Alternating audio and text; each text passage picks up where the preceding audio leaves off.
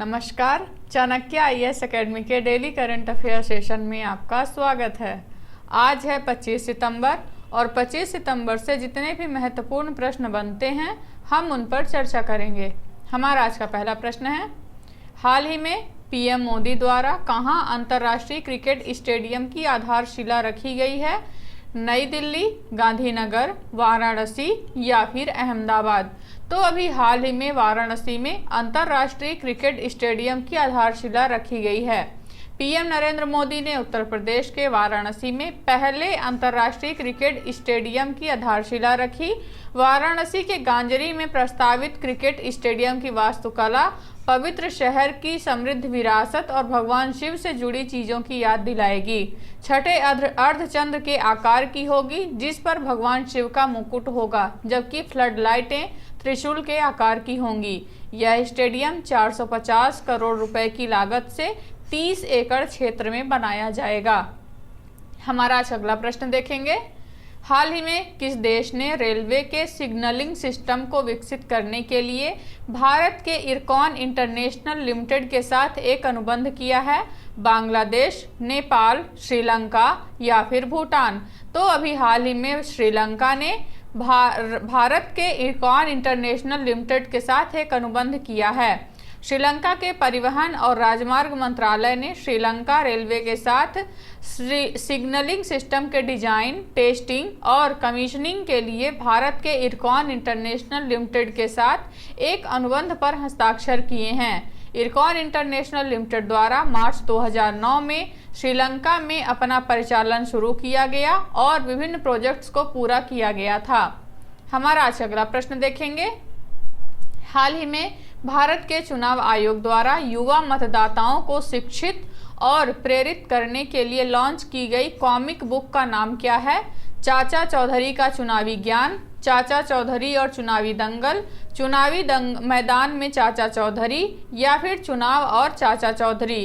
तो अभी हाल ही में लॉन्च की गई कॉमिक बुक का नाम है चाचा चौधरी और चुनावी दंगल। भारत के चुनाव आयोग द्वारा युवा मतदाताओं को शिक्षित और प्रेरित करने के लिए चाचा चौधरी आधारित एक कॉमिक बुक लॉन्च की गई है। यह comic book CEC Shri Rajiv Kumar और ईसी श्री अनूप चंद्र पांडे और श्री अरुण गोयल द्वारा चाचा चौधरी और चुनावी दंगल नामक एक कॉमिक बुक है। यह कॉमिक बुक युवाओं को चुनाव में नामांकन करने और भाग लेने के लिए प्रेरित करने के लिए ईएसआई और प्राण कॉमिक्स की एक संयुक्त पहल है। हमारा आज का अगला प्रश्न देखेंगे, हाल ही में संयुक्त राष्ट्र जलवायु महत्वाकांक्षा शिखर सम्मेलन किस स्थान पर आयोजित किया गया? न्यूयॉर्क, लंदन, पेरिस या फिर इनमें से कोई नहीं? तो अभी हाल ही में न्यूयॉर्क में संयुक्त राष्ट्र जलवायु महत्वाकांक्षा शिखर सम्मेलन आयोजित किया गया। संयुक्त राष्ट्र महासचिव एंटोनियो गुटेरस ने संयुक्त राष्ट्र जलवायु महत्वाकांक्षा शिखर सम्मेलन की मेजबानी की।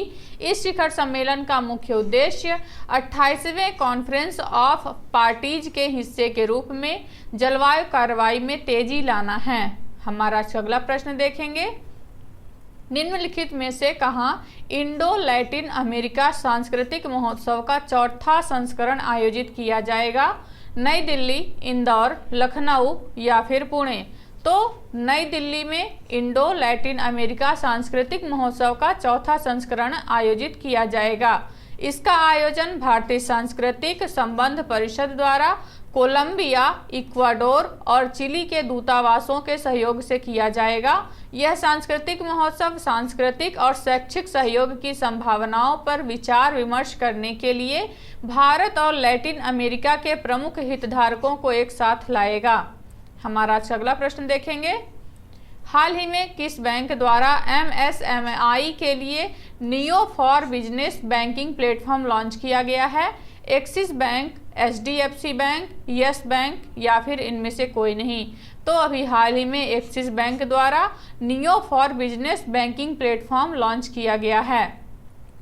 एक्सिस बैंक द्वारा एमएसएमई के लिए neo for business banking platform launch किया गया है।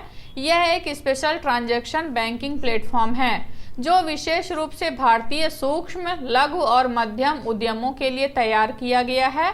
MSMI की वास्तविक, वर्तमान और उभरती लेन देन बैंकिंग आवश्यकताओं के लिए तैयार की गई यह अपनी तरह की पहली पेशकश है। हमारा अगला प्रश्न देखेंगे। हाल ही में किस कंपनी ने व्हाट्सएप बिजनेस मैसेजिंग के लिए UPI भुगतान लॉन्च किया है? रुपे, मेटा, फ्लिपकार्ट या फिर इनमें से कोई नहीं। तो अभी हाल ही में मेटा ने व्हाट्सएप बिजनेस मैसेजिंग के लिए एक UPI भुगतान पेड लॉन्च किया है। मेटा के CEO मार्क जुकरबर्ग ने मेटा कन्वर्सेशन इवेंट के दौरान भारत में व्हाट्सएप के भुगतान फीचर के महत्वपूर्ण विस्तार की घोषणा की। भारत में उपयोगकर्ताओं के पास अब UPI, credit debit card, net banking, Google पे, फोन पे, पेटीएम और अन्य भुगतान विधियों का उपयोग करके व्हाट्सएप बिजनेस के माध्यम से व्यवसायों को भुगतान करने का विकल्प होगा। प्रारंभ में मेटा ने इस भुगतान सेवा के लिए रेजर पे और पेयू के साथ साझेदारी की है। हमारा आज का अगला प्रश्न देखेंगे। हाल ही में प्रधानमंत्री नरेंद्र मोदी ने 26 जनवरी 2024 को गणतंत्र दिवस समारोह के लिए मुख्य अतिथि बनने के लिए किसे आमंत्रित किया है? Rishi Sunak, Vladimir Putin, Joe Biden या फिर इनमें से कोई नहीं। तो अभी हाल ही में प्रधानमंत्री नरेंद्र मोदी द्वारा अमेरिकी राष्ट्रपति जो बिडेन को 26 जनवरी 2024 के लिए मुख्य अतिथि बनने का निमंत्रण दिया गया है। प्रधानमंत्री नरेंद्र मोदी ने अमेरिकी राष्ट्रपति जो बिडेन को 26 जनवरी 2024 को गणतंत्र दिवस समारोह के लिए मुख्य अतिथि बनने के लिए आमंत्रित किया है। यदि अमेरिकी राष्ट्रपति जो बिडेन यह निमंत्रण स्वीकार करते हैं तो वह बराक ओबामा के बाद इस कार्यक्रम में मुख्य अतिथि बनने वाले दूसरे अमेरिकी राष्ट्रपति होंगे। प्रतिवर्ष भारत विश्व नेताओं को अपने गणतंत्र दिवस समारोह में शामिल होने के लिए आमंत्रित करता है। वर्ष 2022 के गणतंत्र दिवस समारोह में मिस्र के राष्ट्रपति अब्देल फतेह अल सीसी मुख्य अतिथि थे। हमारा अगला प्रश्न देखेंगे। प्रतिवर्ष अंतर्राष्ट्रीय सांकेतिक भाषा दिवस कब मनाया जाता है? 22 सितंबर, 23 सितंबर, 24 सितंबर या फिर इनमें से कोई नहीं। तो प्रतिवर्ष की भांति इस साल भी 23 सितंबर को अंतर्राष्ट्रीय सांकेतिक भाषा दिवस मनाया गया है। अंतर्राष्ट्रीय सांकेतिक भाषा दिवस बधिर समुदाय की भाषाई और सांस्कृतिक विरासत को बढ़ावा देने और सुरक्षित रखने के अवसर के रूप में मनाया जाता है। अंतर्राष्ट्रीय सांकेतिक भाषा दिवस 2023 का थीम है a world where deaf people everywhere can sign anywhere. हमारा अगला प्रश्न देखेंगे। हाल ही में सर्बिया के बेलग्रेड में आयोजित विश्व चैंपियनशिप 2023 में किस भारतीय पहलवान ने कांस्य पदक जीता है? साक्षी मलिक, अंतिम पंघाल, संगीता फोगाट या फिर इनमें से कोई नहीं। तो अभी हाल ही में अंतिम पंघाल ने विश्व चैंपियनशिप में कांस्य पदक जीता है। सर्बिया के बेलग्रेड में आयोजित विश्व चैंपियनशिप 2023 में भारतीय पहलवान अंतिम पंघाल ने कांस्य पदक जीता है। इस जीत के साथ ही अंतिम पंघाल ने 2024 में होने वाले पेरिस ओलंपिक में भारत के लिए कोटा हासिल कर लिया है।